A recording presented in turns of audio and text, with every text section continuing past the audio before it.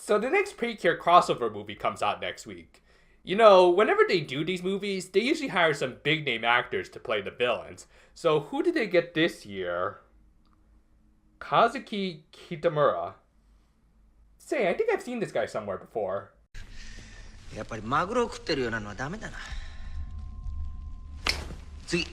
Oh, him. Say, could somebody order some cheese and crackers? We're gonna need to go with all this ham.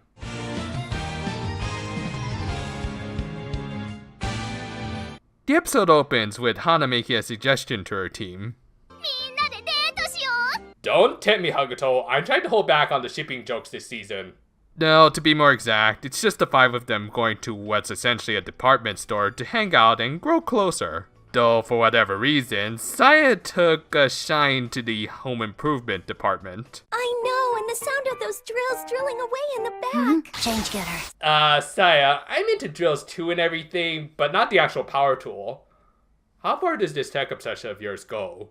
Also, as it just so happens, Hana's dad was a floor manager at this place, and, okay, since this episode is a little bit more on the filler side, I don't mind the less impressive animation as much, and while he did look beefy in previous episodes, why does Hana's dad look like Frankenstein's monster here? And sorry to have to tell you this, dude, but after the Mummy 2017 tanked, I don't think the Dark Universe is gonna happen anytime soon. Anyway, through him, they learned that the owner of a flower store was short on help. So the Precure decided to use a dress-up function on their little tablet to suit up and help the flower girl. Well, I'm sure that little function won't be used again in the near future. Meanwhile, at Kuryasu, while Charlie still had a job, his desk had been moved into a closet. Yeah, fun fact, employees in Japan are seldom fired from their corporate jobs. Instead, they usually just send the worker down to a much lower position in order to make an example of them. Also, quitting isn't an option, as there are all kinds of stigmas that come with that when you go to look for a new job.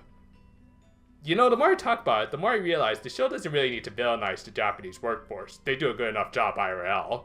His superior, Purple, took over his duties, starting by taking a cab to go defeat the Precure. You know she's evil when even Uber's too good for her. Back with the Precure, after putting her down for a minute, Harry lost Hagutan, who was taken by a little girl and her pretend shopping cart. Oh, don't worry though, I'm sure Tamara will put her back as soon as she sees the price tag. Hana was also experiencing some misfortune after a minor accident ended up getting the shop manager in trouble. Thankfully, she was understanding and let her off easy. Yet, I think she went a little bit too easy on them when all three of them used their break time to go looking for Hagutan. After some 3 men and a baby-esque antics, they managed to get her thanks to Hana's dad. While thanking him, Daddy Frankenstein actually gives a nice little speech about his job and how he helps to ensure the happiness of all of his customers and their families.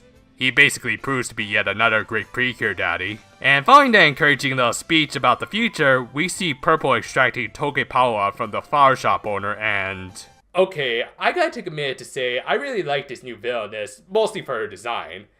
And no, it's not because she's a bit more on the fan servicey side. You see, Purple is meant to be a representation of Japan's bubble economy. For those unfamiliar, from the late 80s to the early 90s, Japan's corporations were experiencing some serious highs because their economy was booming. As a result, they had plenty of money to just throw around. Nightclubs became popular hangouts. In particular, one club that pretty much became the symbol of the period was Juliana's Tokyo, whose main staff was clearly what Purple's design was based off of. Her huge bag mobile phone and the outdated slang she uses was also indicative of the time. If you want to learn more about it, I suggest playing Yakuza 0, which takes place during that time period. It's clever design work like this that I really appreciate, especially when you consider once that economic bubble popped in 1992.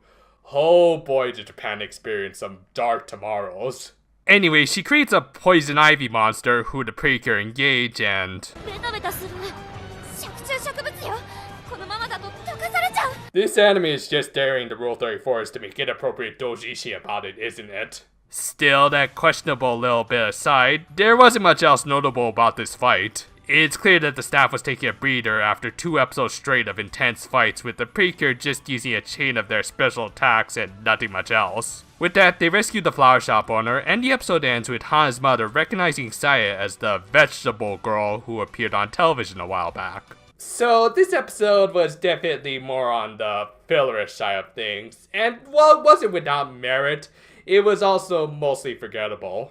Much like the Precure in this episode, the staff was clearly mostly in day off mode as the animation was almost laughably bad at times, as was some of the writing. Nothing really much was accomplished other than a few minor developments. All that said, some of the stronger reoccurring themes of this season were thankfully still present. I think it was a smart move to immediately follow Hana's dad to speech with Purple claiming her first victim. A normal man working to ensure the bright futures of his customers through forward thinking, juxtaposed against a living representation of a bygone era that encouraged debauchery and left the nation economically dead for a decade. It's strong themes like these that make even subpar episodes like this at least watchable. Still working on the last part of the Sweet Precure review, as well as preparing for a special review following it. Look forward to both of them, and until then though, farewell for now my friends, and...